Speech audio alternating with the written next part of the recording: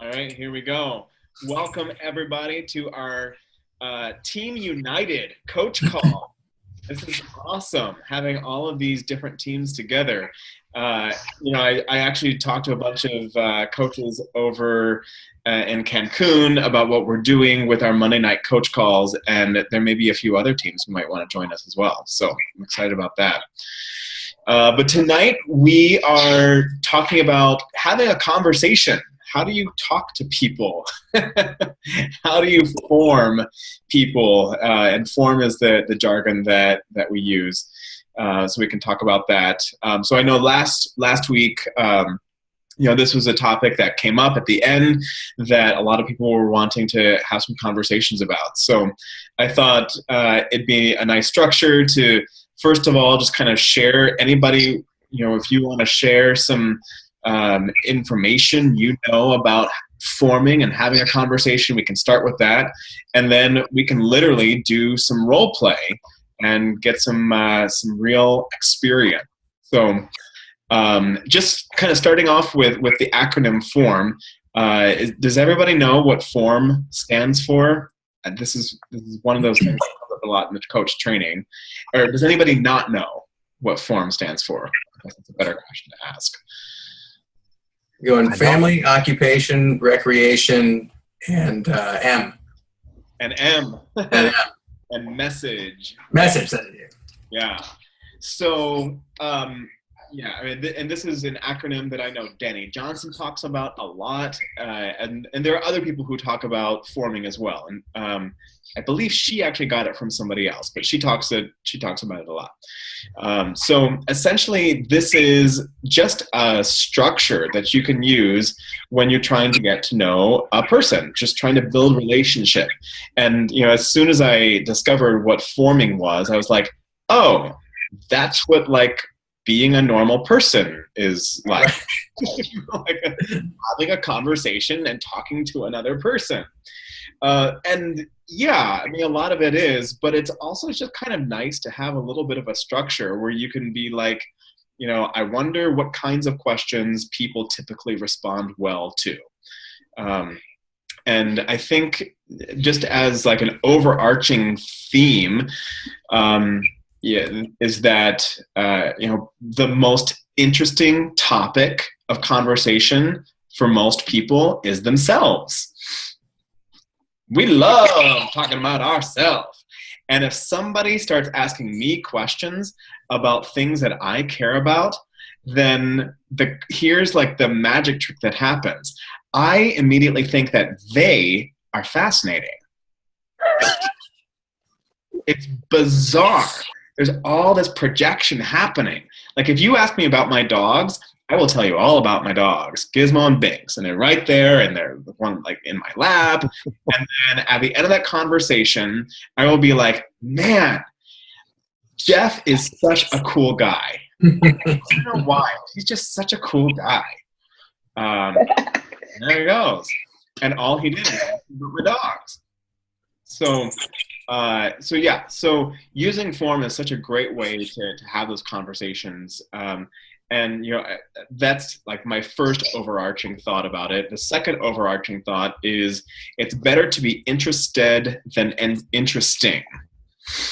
And that's they kind of fold in together. So, the more questions you ask of other people, then it shows that you're really interested, that you're listening to them, and people really respond to that. However, here's my caveat. In the beginning, when I first learned about form, I was very robotic with it. I would be like, hello, how are you? Where do you live? Do you have siblings? Are you a parent? It was stupid. I was just following family. Ask about that. And then, where do you work? Occupation. How long have you been there? Do you enjoy it? And just going family, occupation, recreation. And it was stupid. I asked literally, how's your family doing? And I had never met this person before. And I was like, the strangest thing to ask. But they tell me the form. So I said, how's your family doing? It's what do you do for work? What do you do for fun? How is it like I just made that such a terrible conversation interaction that no one would respond to that. Because they're thinking, who's this creep asking me about my family? Right. Where do you live? When are you working? What time? What's your address and when are you away at work?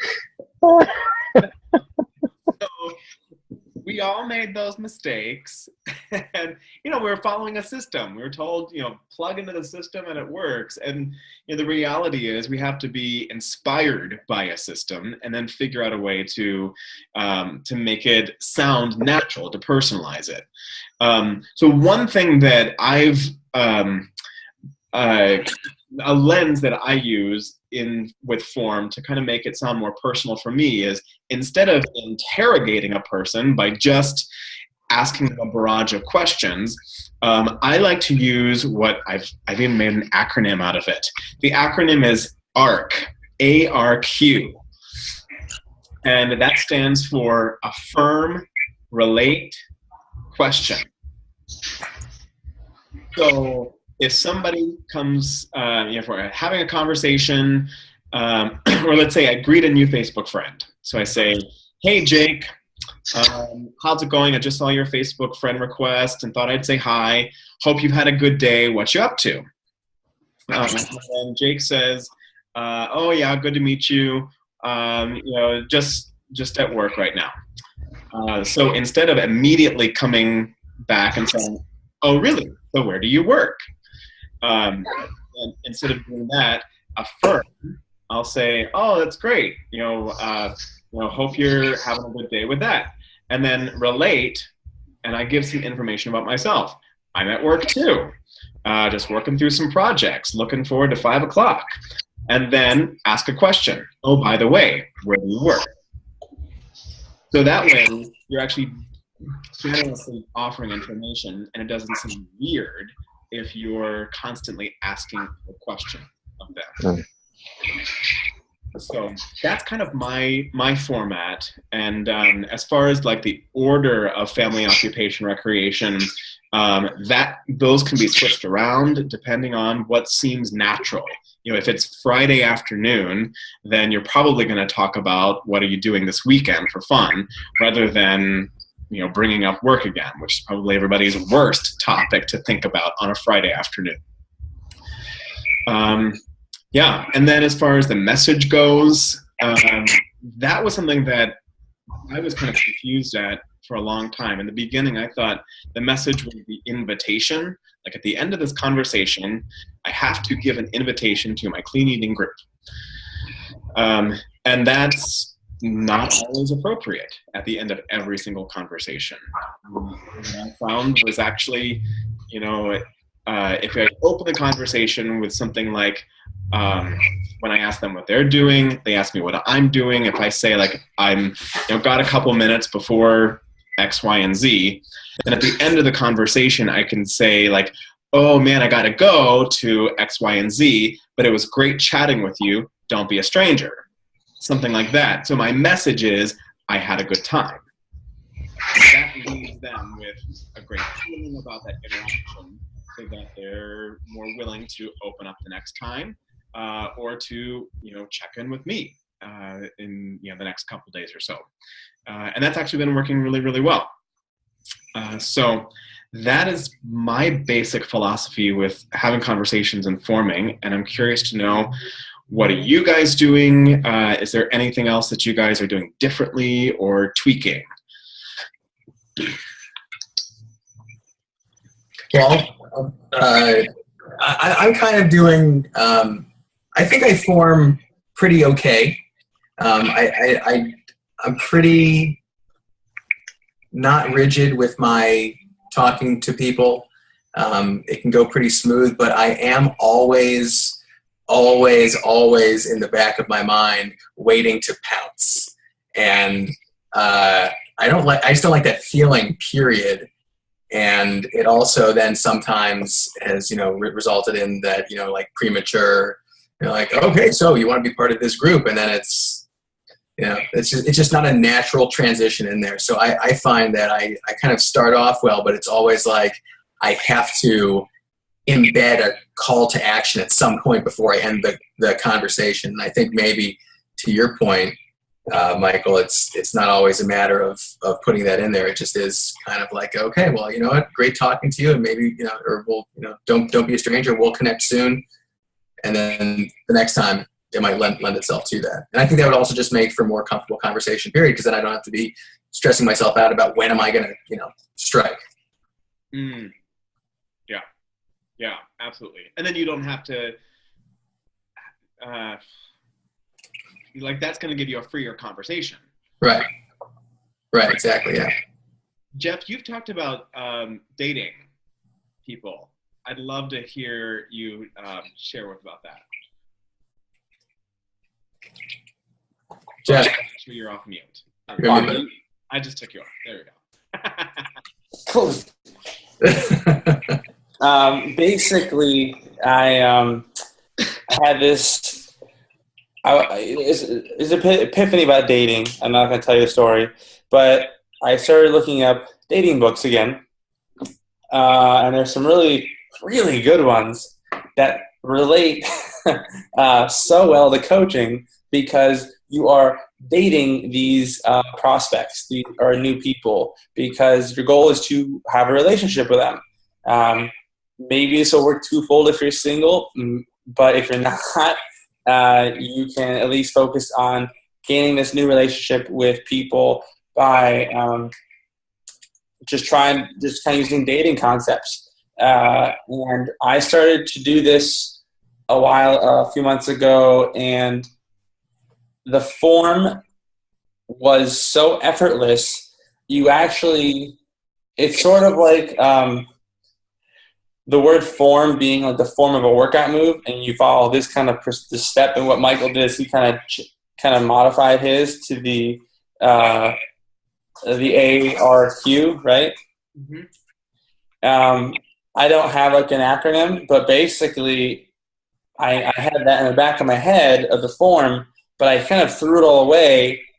And my only goal was, how am I going to get this person to interact with me again after this one's over? So I actually treated every interaction as if it was my last, right? And as guys know, you do stupid stuff to try and win someone over.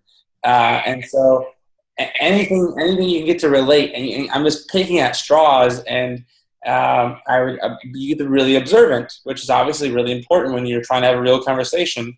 And I think what you're kind of talking about, Jason, was in the back of your mind, and it's a burning in mind. Like, it burns. I'm like, when are you going to get a challenge pack?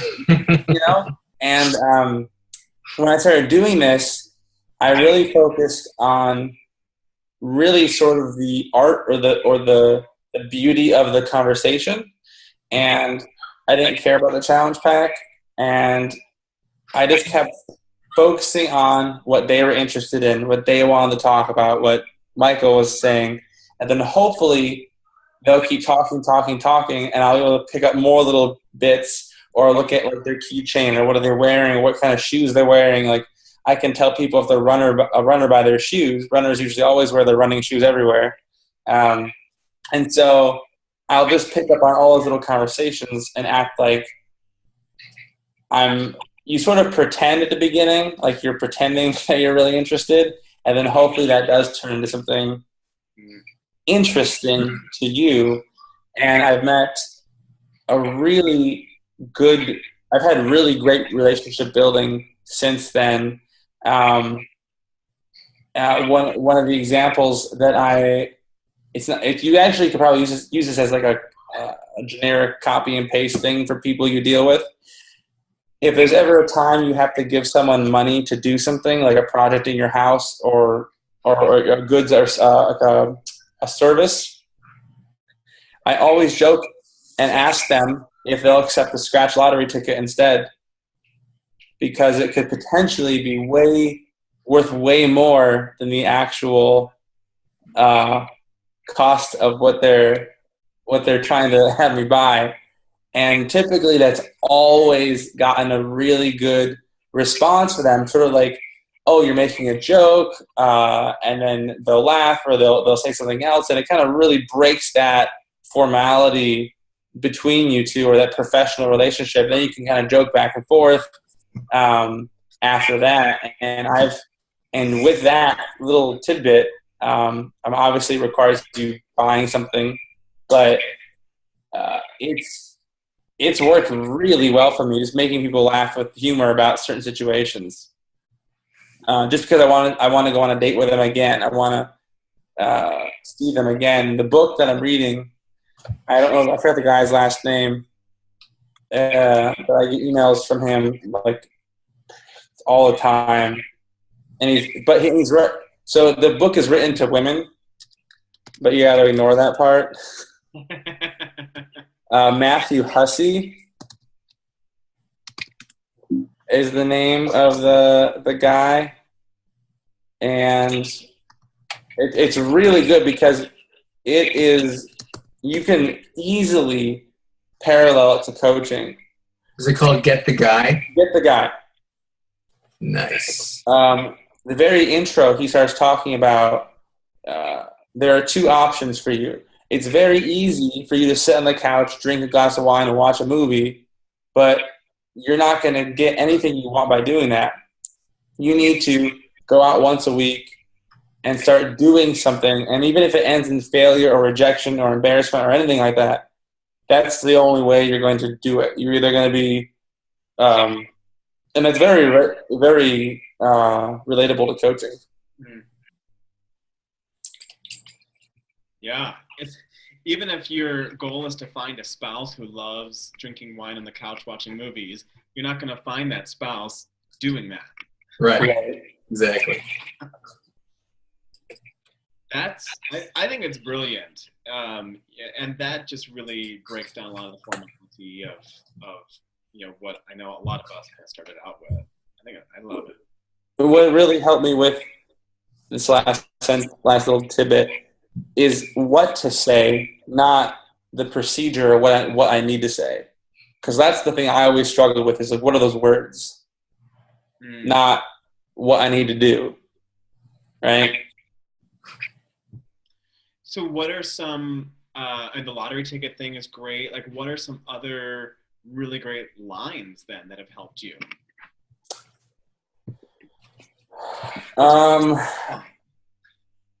With a lot of them are pertaining to the kid, my daughter. I can't think of them off the top of my head, but like there's like, Jason, you probably know, like there's a lot of like cliche things parents say, and so saying them back to them really works. So here's a great thing that I've had a tremendous amount of success with Conversation Starter is I have a Facebook post about making formula in a blender bottle, because I used to always just kind of put the powder in the bottle, and it was really dumb. And it's this tiny bottle. You're trying to get all this crap in there, and then you're shaking it, and there's clumps. And it took me like an embarrassing 6 or 7 months to be like, what the fuck? Why am I not using a blender bottle? Because what I do is Shakeology. I know the first time I had Shakeology, I put it in a glass and stirred it with a spoon. That didn't work.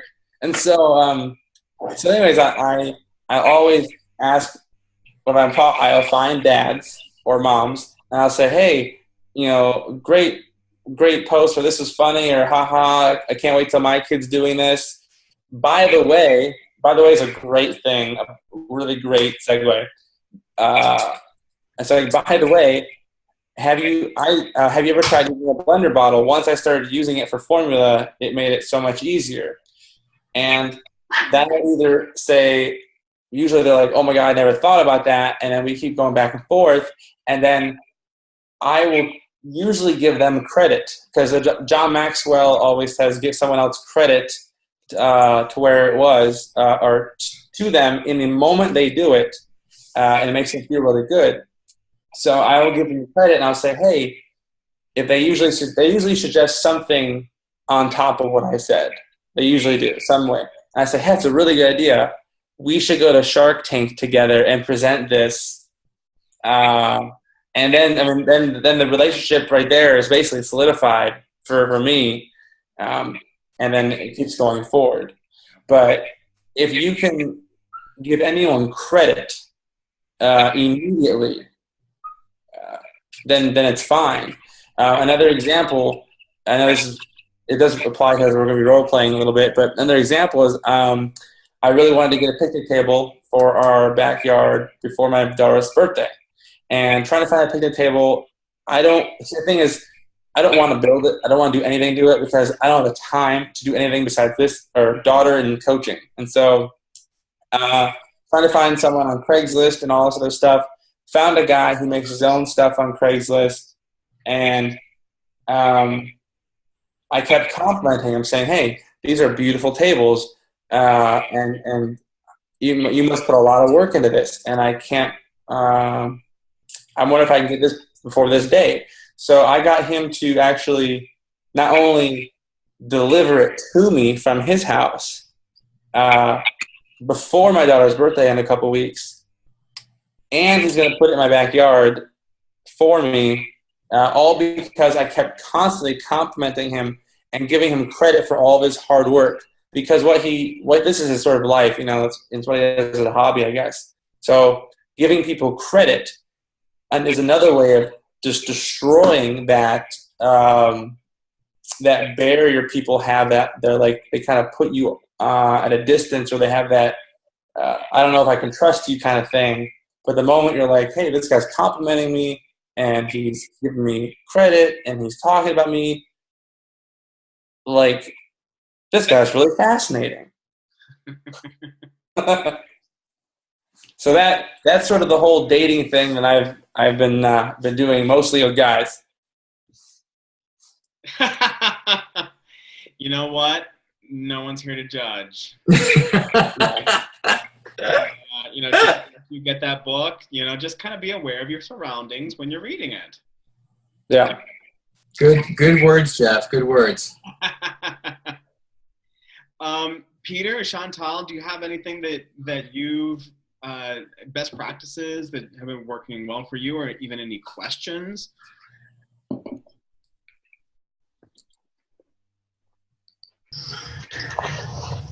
I can't exactly say specifics like Jeff has or even Jason has. I know when it comes to me forming or talking to people, biggest thing that's always worked for me, that I always end up, it's like a domino effect, is asking questions about themselves. That's, even if I'm not thinking about coaching, I'm just out meeting someone new, because I am dating. And even if I'm just trying to get to know that person, it's always easier to ask them about themselves than try and put yourself out there. So even whether I'm nervous about coaching, whether I'm nervous about going and talking to this guy, it doesn't matter. Just ask them a question, and it usually ends up leading to another, to getting to know this person. And even though it might not be a specific guideline, I have found that the easiest for me to get to know this person and things that they like to do and go from there. Yeah, I love that. I mean, that it takes all the intimidation factor out of it. It does. A lot. Who doesn't love to talk about themselves? Everybody does. Chantal, do you want to talk about your interactions with the other coaches at Cancun, since you had so many awesome sightings and meetings with these celebrities? I felt like such a groupie. But it was for the first time I wasn't worried or nervous about going up and just straight introducing myself to people that I follow on Facebook, these top coaches, Melanie Mitchell, all these people that I just randomly saw at the buffet or on the beach, and being able to just go up there and say, hey, how's it going? I'm Chantal, I know you from this kind of thing. And even just a year ago, being able to do that was intimidating to me, but it's something about just going up to this person and saying, hey, and asking them about themselves, or bringing up something that they posted or they said, and saying, hey, that was really cool. That was inspiring to me. And then you see this beam come from them. It just makes it a lot easier.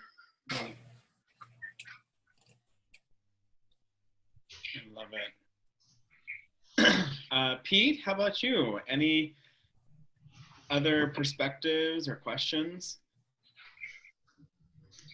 I think for part of me, it's just like getting the conversation even going. Like I get a lot of likes on stuff, but that's usually as far as it goes. Mm. So what's your question? Turning likes, how do you turn like the likes into conversations? Because I have people, that's all they do is like, oh, like, okay, I like that. So usually my coach likes everything I do, so mostly. Wow, you're lucky.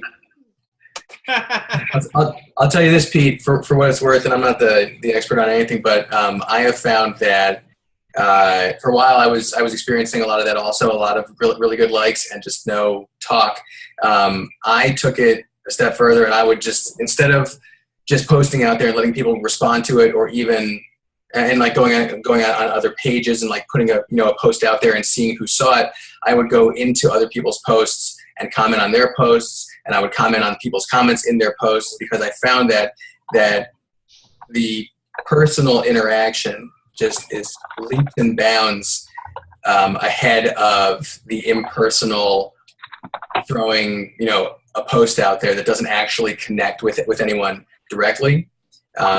Just kind of like in any other sales situation, if you're just like throwing emails around, you're not going to necessarily get a huge response. But if you make phone calls and you actually connect with people, you're going to it's just a deeper relationship from the start. And so I found that when I started to just go in and make little comments on people's comments, I got a much greater response back. Exactly, Jason. And what I actually use most of my sort of coach kind of posts, whether it's just an engagement horror post, or I ask like a question just to get mass amount of feedback. Mainly, I take all those people who are commenting on me or how many people liked me, and then I go to their conversation, because that's what they care about. They don't really give a crap about what I'm saying most of the time, because it's my stuff, right? It's just like we talked about a little bit ago. So if you go to their stuff, and so I usually try to look at that list of likers and commenters, then I go to their page and I say something over there because they just did something on my page. It's almost like your stuff is just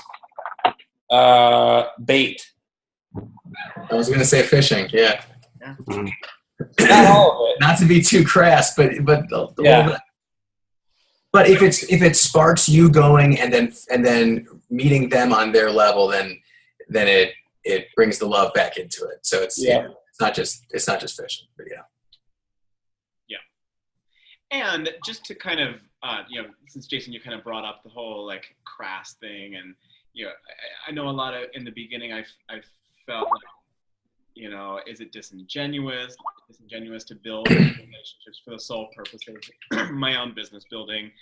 And that really stopped me. Like I really felt like, I kind of feel like I'm a schmuck to be working this way. And what I found was that as I actually had engaging conversations with people, and I learned what's important to them, and I learned how we connected together, I actually formed genuine friendships and relationships. And it was through those conversations that I heard that they have legitimate needs in their life, and I just happen to have some things in my life that I can recommend that would help them with those needs. And because I kind of took myself out of the equation of like, instead of thinking like I am trying to sell you something, if I step to the side and I'm a co-customer with Beachbody, then it takes a lot of the ick factor out, of having that conversation in the first place. In the very same way that, a lot of us have heard the movie analogy, like if you go see a rockin' awesome movie and, you're having a conversation about it with some friends, and then then you say, hey, you should totally see Fast and Furious 7. It was awesome. I don't feel icky about that.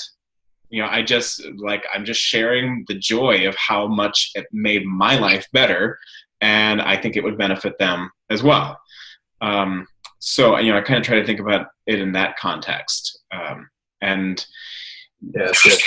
the majority of the people that I have built my business with are people that I have met since I started the business. I'd say probably 95%. So, a lot of these people have become my actual friends, and I don't feel bad or icky about that at all. I mean, my life is so much richer now that I know them as well.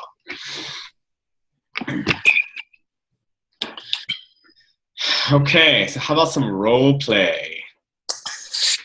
So I struggle here in Texas approaching people who absolutely need to do something. And I do not believe that they're in the middle of a journey and that I'm judging them on their size. I'm judging them on things I see them put maybe in their grocery carts, right? Pretty much where I see a ton of people. And I have tried, if someone wants to role play that or role play with me on that, like, I don't know what to even say most of the time. Like, hey, well, you got Reese cups in your cart? Yeah. That's going to kill you. I really almost I can't find anything to relate to unless they have a kid with them. Then I stop with my daughter and I have my daughter wave and try to use her as a conversation starter. But without that, I feel like I have no idea how to date them. I would love the Reese's. Sorry. What was that, Pete? I would love the Reese's, kids or not. Come on. I'd be like, those are great. I had to quit those. Yeah. Yeah. That's true. Of course, being in the South, it's a lot more acceptable to have conversations out in public with people you don't know. Mm-hmm. Here in Chicago, that just doesn't really. That's not necessarily a thing. So I think definitely having like a cultural awareness of, is this kind of place where people are open to having conversation? Right. For example, if you're peeing on the urinal and the guy walks up next to you and you're like, hey, it's a good thing my pee is clear because I drink so much water. How about yours? Like that. That's a pretty good one. I will be using that tomorrow without a doubt. Give it a try. And, then pull out your book. What was that called? Like How to Catch a Man? How to get a guy. Yeah, How to Get a Guy. So you're in the stall. I just had my pre-workout. Like, you kind of have to be aware of, like, is this the kind of place where people are open to having conversations? Yeah. Yeah, like I've been out in the grocery store, and I've been walking through the healthy section, and of course there's like one person there, and I've thought in my head of like, how would I approach this person and start a conversation? And I'm in DC, by the way, just to give you a frame of reference. So it's kind of Chicago-esque in it's. If I walked up to somebody and had a conversation in a grocery store, I would be met with a variety of responses, none of them being positive, most likely. So, but the times that I have been able to strike up conversation with somebody out of a Facebook setting have been when I'm wearing and sharing, and someone, like I was in a wine store one time, and someone said, "Oh, you do the PX90, huh?" And, of course, I love the PX90. So it's like, oh, yeah. And then we started talking a little bit about it. And So that's the situation when I've been able to have those kind of conversations. It's almost when I've been approached, and it's very contextual. You have to very much gauge where you're at. If you can make those outward gestures with it without it being received poorly. But I have not been able to make the grocery store transition, which would be a great one. Also, if there were more people in the healthy food aisle. Like a Jedi. Well, you can hang out by the Capri Suns and see what happens. That's right. That's in no way would that be creepy. There's also guy-girl things happening as well. Like if you're a guy and you approach a woman in a grocery store for no other, like if you don't have kids, like that's, I don't know, might not be the best thing. But like in general, ladies tend to have a lot more freedom. I mean, Chantal, do you feel like that? Like feel a little bit more open to just talking to people? I think it comes a little bit easier. Usually, I'll be honest, it's a lot easier talking to another woman in line, or in the same aisle or something like that. I don't know if I've ever had the courage to go forward with a conversation regarding trying to mold it towards coaching or something fitness related. Usually it's just an active conversation that got sparked by something silly or something in common. And there's been a few times it has gone further than that, but I have actually never really had the courage to keep it going to try and make it into that. That's still where I kind of falter too. When it's in that brief public setting, I don't always know how to take it to the next step. There's a lot to be said for those kinds of interactions being great practice for whenever a more primed conversation happens. So like, I remember when I was doing a lot of Danny Johnson training that she would just say, just talk to everybody. You don't necessarily have to have an end point, but you need practice just talking to people. So in the elevator, like say, hey, nice shoes. That's fine. Or like in the grocery store, wow, organic Granny Smith apples are a little expensive today. Like just get practice having those conversations. And that way, when there's a situation where it makes cultural sense to have a little bit more in-depth conversation, or when somebody comes to ask you a question and the roles are reversed, you're so much more at ease. Mm-hmm. Yeah. And Jason, I totally agree with you that it's a lot easier when people are approaching you than. Yeah, I mean, if that happened all the time, it would be a piece of cake. Yeah. Mm-hmm. Yeah, and I think that's a much better relationship dynamic to have. I think we've talked about it before. The whole metaphors of being a hunter, a trapper, or a fisher. With the fisher, you're dangling the bait and people are attracted to it. And, then when it's right, then you pull. So focusing a lot of your attention on being a really attractive piece of bait. You are one attractive piece of bait. An attractive piece of bait. That tends to, in my experience, have much higher conversion than like going out and tracking someone down. Yeah. Guys, I have to jump off. I'm very sorry. All right. Bye. Take care. Thanks so much. Yep. Whoa. Here we are. Michael moved from there to there. So, Chantal, and would you want to do a role play? I can barely hear you, Michael. Can you hear me now? Can I hear you? A little bit. A little bit? Do you want to do a role play? Sure. Step outside my little comfort bubble here. And again, role plays are, I think, a lot easier with messaging conversations where you can like think about. Do you want to maybe look at Chantal, or Chantal look at Michael's like Instagram or Facebook, and then say something based upon one of those pictures, and then start the conversation like that? Sure. So like you would be somebody who is looking for fitness help? Is that the setup? Well, if you were prospecting on Instagram and you came across one of each other's posts, what would you say? Okay. So Chantal's the coach, and then I am the. Oh, Yeah, that is where I'm the worst at. Michael's looking to go from 9% to 6% body fat.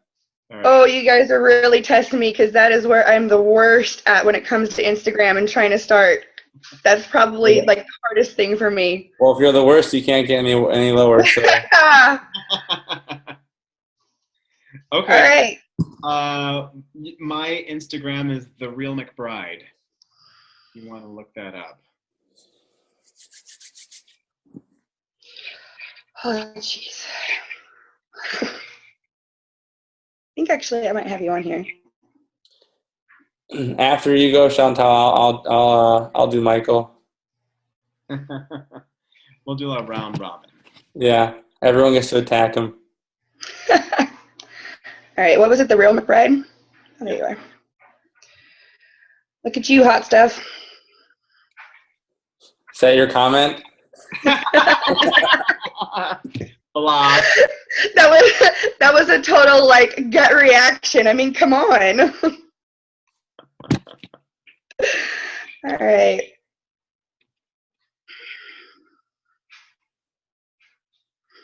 And let's kind of structure this as if we were typing it, because I think most of our conversations happen typing. Does that sound all right? So as in like me commenting on something in Instagram? Yeah. Yep. And then I might write back. Okay. All right. So if we need to take time in between to like think about, that's okay. Alrighty. So I am looking at this gorgeous picture of your first workout back from vacation. All right. Let's see here. That's called the tractor beam picture, by the way. That's What? called the tractor beam picture. Oh, is that what that is? You can't stop looking away, and he pulls you right in.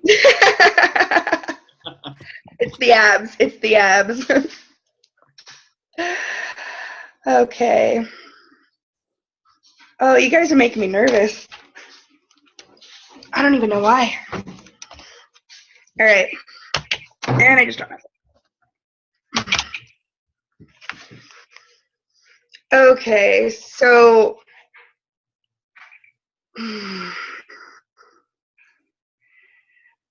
I usually go. Sorry, I don't do well being put on the spot. Can you tell? That's all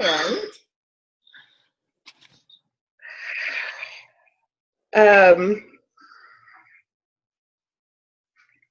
Usually start off with something saying, "Hey, it's hard when I go from someone who's already like in a Really fit.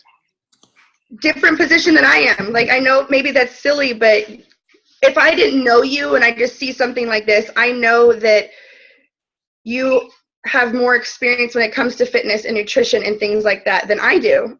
And it's hard for me to start a conversation with that, knowing that I don't have as much knowledge. I come from a different place, and maybe that's my own personal thing. And I understand a lot of people aren't like that, but that's how I am. Mm-hmm. So I always start off with the basic, like saying, complimenting the picture, asking a question about something in the caption that you posted. Yep. To start a conversation, because you're talking about carb cutting. Do I know what that is about about cutting out for building? Building? No, I don't. I don't know what that's about. You should ask that question. What? You should ask that question. I should ask that question about that? Yeah.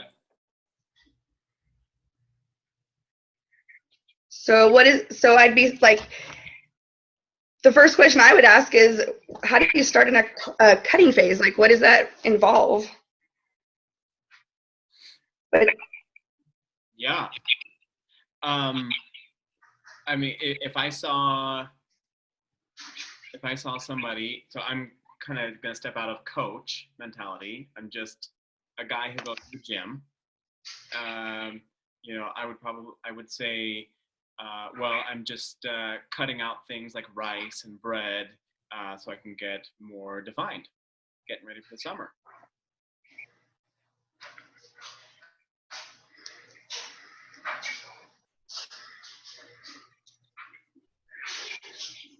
So, a little hint on a question I would ask myself? well, I can't hear you. What? Can I give maybe a little hint on a question I would ask myself on that picture? Please do. So I would say, where'd you go for vacation? Oh, I would kind of focus on that first, and then I'd be like, oh, I was in Cancun, and then you'd be like, oh, that's fantastic. You know, I've been to Puerto Vallarta. You know, what resort were you at, or like, what did you do? So just kind of starting a conversation like that. can I say something silly that makes a hell of a lot more sense? And that's actually more natural for me doing it that than feeling like right now with the role playing. Like I feel like I got very like disoriented in my head of like, oh my God, I got to be this coach. What am I supposed to say? How am I supposed to say it? As opposed to, hey, I saw that picture. Damn, you look good. Where did you just go? You know, that kind of thing. And so I freeze up when I'm put on the spot. And even though that's not what you're trying to do, that's how I felt. And so, yeah, where did you go on vacation? How freaking simple is that? On social media, I always try to attack the niche or attack something else in their post, you know, like not if it's a picture of him working out, I try not to talk about anything related for me working out, fitness, beach body, health, nutrition, nothing. I keep it about the other stuff because like Michael said, when you talk about a movie, Fast and Furious 7 or dogs or kids or whatever, it's so much easier because you don't, you know, like you're nervous because you're trying to lead it this most perfect way, you know, this little maze. And I think that even I get freaked out. I'm like, what do I say to this guy who's way bigger than I am? Like maybe Chris Ballmer. I'm like, what do I say to that guy? Like, he's huge. Or what can I say to him that's making me credible as a fitness person, but I don't. I say something completely different about non-fitness, right? Yeah. I mean, bottom line, if you're feeling uncomfortable about saying something or asking something, don't do it because it's just not you. Another thing is that, you know, I would look at a picture like that and like if I were not in as good a shape of somebody else that I'm talking to, you know, then I wouldn't think, oh, I need to give you advice. I definitely would not go that route. But I would have in the back of my mind, I know Beachbody is awesome, and I know they are the trainers and they are the nutritionists, not me. So it's not my expertise that I have to sell at any point. It's really like I'm just a mirror of the possibility of that. And that it's not, yeah, I mean, it's not anything that I have to sell. So, you know, just kind of building the relationship in general and trying to figure out what is it that they need? What is it that they want? No matter where you are in the spectrum and where they are in the spectrum, just about everybody wants something. None of us are there yet. And even if somebody else is ahead of one part of their journey than I am, they're still working towards something. And when it comes to fitness and when it comes to money and when it comes to community, Beachbody is kind of ahead of all of us. So if we point toward that, then it really takes us out of the equation of having to be like experts or gurus. Does that take any pressure off? A little bit, yeah. It's a very simple idea that I think I forget a lot when I'm actually in the moment.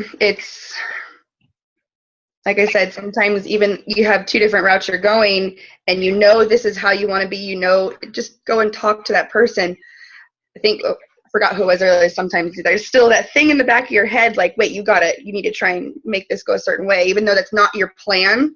Yeah. And so I can think about it now while I'm not having this conversation with this person. I'm not trying to have that, you know, trying to get to know them. But sometimes when that instant happens is when I need to actually still remember that. You know, it's not that I don't know that. It's to still grasp that idea that this isn't about trying to get them to get that program or trying to teach them that. That's not what it is, because I'm still learning a lot. But it's just trying to get to know them and help them where I might be able to. Yeah, exactly. You're just building them a relationship. You're not trying to sell Beachbody. You're kind of trying to sell you. Yeah. And sometimes that's still hard for me. That's also still hard for me. Like the concept of trying to sell me or what I've done or what I know or, you know, that kind of thing, that is sometimes still hard for me. Yeah. You know? Yeah. It's really interesting. It's like a cheesy salesman or door-to-door salesman type of thing. If you go up to someone and the very first thing you say, or your maybe certain religion that comes door to door all the time, if you go up to them and the first thing you say is like, hey, you go join my challenge group, join my religion, you become, oh, that's that Beachbody person, that's that religious person, that's that person. You're never a name. Yeah. And so if you just go up and be you, which is the easiest thing that you can do for yourself, if you hit it off, then great, you're going to become Chantal. And what does Chantal do? She's like, oh, she's a dog groomer, she likes rock stuff, and she's also a Beachbody coach. You're not just this Beachbody coach I dismiss. And if you don't hit it off, then good, move on, right? Yeah. I mean, if you're trying to date somebody and they're just not that into you, then why waste your time with them in the first place? Exactly. And that I have come to know very well over the last couple of years. Yeah. That's a really good another little dating tip for coaches. If they're just not that into you, just leave it. Find someone else who is, because there's 350 million people in the U.S. and Canada. There's Right. someone. Mm-hmm. Yeah. And can we talk about Maxwell, the law of the lid? I know Jeff has really been immersed in John Maxwell, so we can bring that up just as a review for people watching the video. If you don't know about this, John Maxwell has this thing called the law of the lid, where basically we are all on this rating system of 1 to 10 in various areas of our life. And for fitness, you know, you might feel like you are a 4, and if you are approaching someone who is a 7, then approaching them like you're some sort of a superior to them is not going to work. Spending your time with other people who are 2s and 3s, you know, that's actually going to be a lot more comfortable for you. And you actually have a way of benefiting somebody else, of giving them information and support that they don't have yet. And then by the very practice of working with 2s and 3s, it's going to take your 4 and move it to a 5. So then you can be working with 2, 3s, and 4s. And you just gradually get that practice working with those who are a lower number of your lid until your lid becomes higher. Makes sense. Yeah. So, you know, don't focus on like trying to convert Jillian Michaels into doing find somebody else who needs you. Yeah. Sometimes it baffles me that people who do like personal training and they have like websites and you buy information from them on the website, that they would actually be great coaches, and they would be in a much wealthier place. At least that's what they've done. They try to take their fitness, turn it into their job. They can only do so many clients a week if they're personal trainers, which will be they can only earn so much. And they usually go online and try to be an online personal trainer of some kind and sell like a ebook or something. I'm like, man, if they were a coach, even though they're better than me, they'd be way better off for themselves. So that's like sort of one area that once you feel comfortable talking to people that could be better than you or are better than you in terms of fitness success, maybe just introducing them straight up to the business opportunity is the way to go, as opposed to having them join a challenge group. Yeah. That was a big thing that came out of the sex trip for me, hearing the Elite 10 and how much they were talking about just they presented the business opportunity a lot more. And they actually really converted Beachbody into, this is a business opportunity, not just something to help people get in shape. So that's something that I'm going to be doing a lot more of. And let me share another thing that I'm going to be trying as well. So I reconnected with an old college friend, and she has this like just positive, sunshine, outgoing personality, and she's constantly like complimenting you and just makes you feel so good, and just energy. And she, it's not even a line for her. Like, this was just her personality. She had some friend who was doing really well with a Beachbody program and posting on social media and things like that. But it wasn't clear that she was like a coach or anything. And she just messaged her and just said, like, Diane, you look absolutely amazing. Please tell me that you have a coach. And it was this question that was like, oh, this is like such a generous and caring question. Like, I really want to make sure that you're being taken care of. Rather than like, ooh, you should join my challenge group. But it was this compliment. And then it was like, please tell me you know about this, just because I want to make sure that you have all of these resources. And and it works for the coaching opportunity as well. Like, you see somebody who's killing their fitness, and what if you were to approach them and just say like, man, you look absolutely amazing. I've been tracking your transformation. Please tell me you already know about being a Beachbody coach, right? And if they already know about it, then maybe they've made their decision. But if they don't, as most people have no idea what Beachbody coaching is, then they'll probably say, I don't have any idea what you're talking about. What's that about? And there's your in. Wait, continue. I mean, and then you say, I don't know. That's as far as I've been thinking.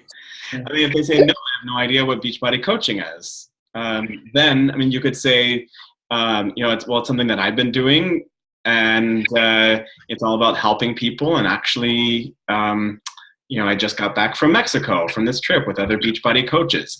In fact, I'm just about to do like a little sneak peek about Beachbody coaching. I'd love to invite you to it. How's that sound? Sounds fishy. So I don't know. We'll see. I'm curious to try it, actually. That I really like what you said about sort of the compliment. You're getting great results. Please tell me you have a coach, or please tell me about the coaching or the coaching opportunity, right? Yeah. Yeah, I don't like the word opportunity. I think that sounds fishy, but like, please tell me you know about Beachbody coaching or something. This once in a lifetime opportunity. That will change your life. Yeah. So, yeah, I don't know. I mean, if that works for you, give it a try. I'm gonna do it myself. All right. Do you know Nikki Boyle? Yes. She posted. Yeah. Huh? Not personally, but I know. She posted. I met her at the John Maxwell, not John Denver. And I've been watching her post some things on her challenge groups, or for her challenge groups.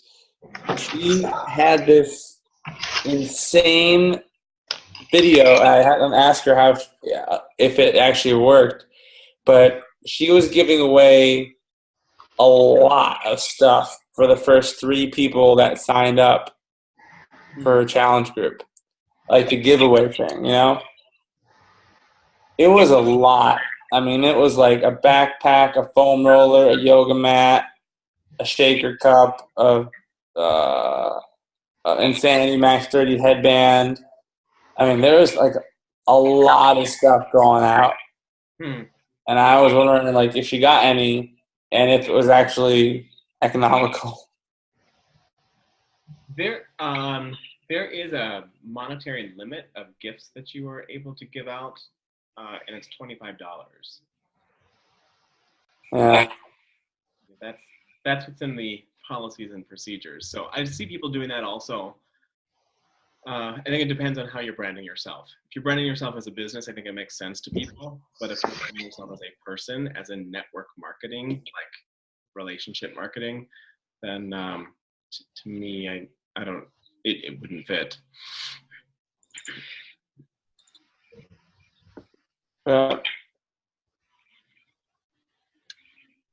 So anyway, Pete, are you taking notes?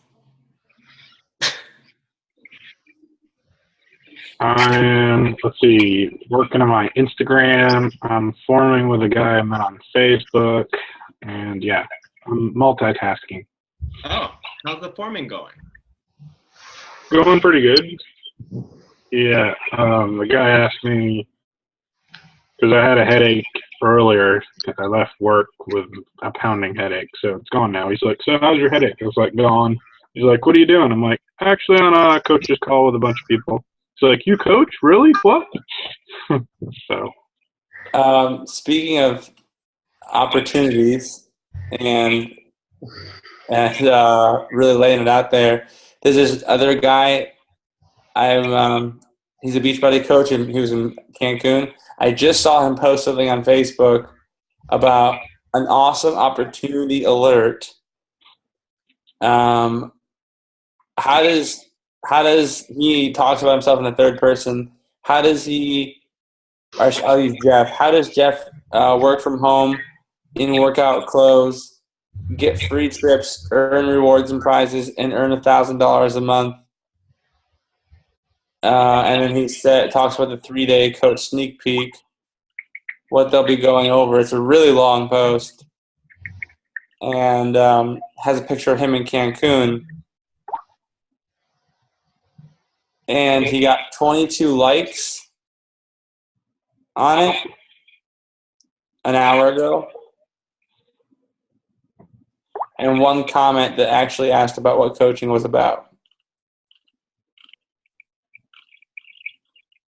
So it's sort of like if I was to do this kind of post, I mean, if I was to talk about the sneak peek, I wouldn't have made it sound so gimmicky. Yeah. With $1,000 in there, the little punctuation, awesome opportunity alert. Mm-hmm. I don't even think we need to say it's a free sneak peek. It's just a sneak peek, you know? Yeah, I think it's free. So yeah, there's a way maybe to revise what he's doing. Because clearly a lot of people are doing posts about coaching and sneak peeks and my team right after Cancun, because we all have something to show for it. Right. And I'm trying to figure out what I'm going to do. I'm going to do something. So what I'm thinking about is, instead of like getting all of that information out, what if it's just, a post about, hey, had a great weekend in Cancun with, some of my other Beachbody friend coaches, and have a picture of, what, on the beach. That's going to get a lot more likes than like a big scammy, gimmicky kind of post. And then, it's tedious, but this is people business. go through and message the people who interacted with it and say something like, hey, tell me you know about Beachbody coaching already. Or I don't know, something like that. But then invite people one-on-one into the sneak peek.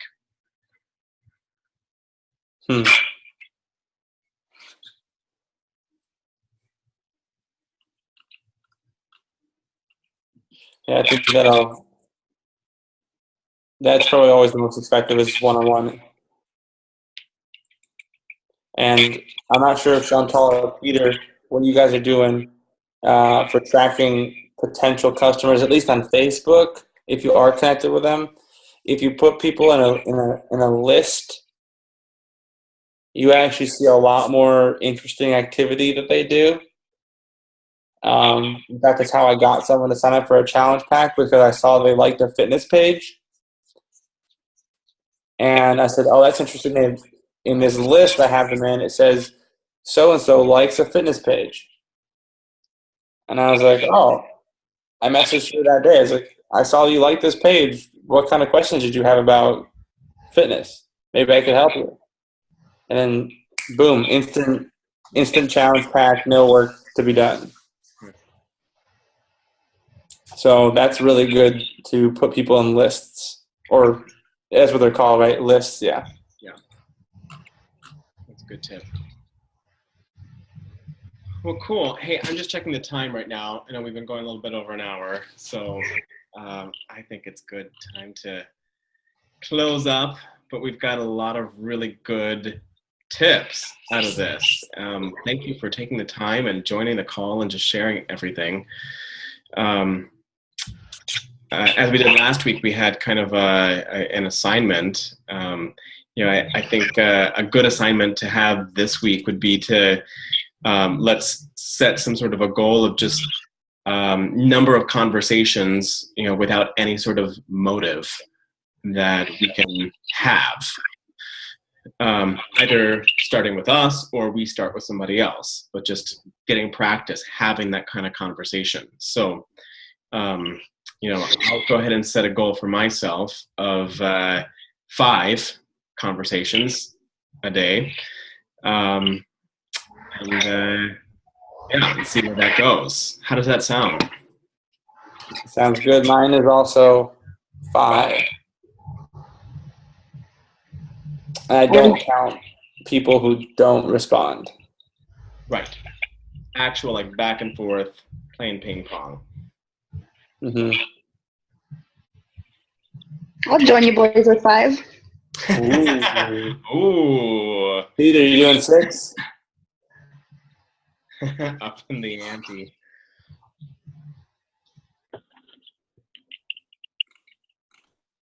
Not sure. So Whatever feels right for you. I'm lucky to sometimes even get one new conversation started a day. So right now I'm dealing with a whole bunch of stuff at work. So You want to say 1 or like 3 for the week? Whatever makes sense for you. look, I started one today, so that's good.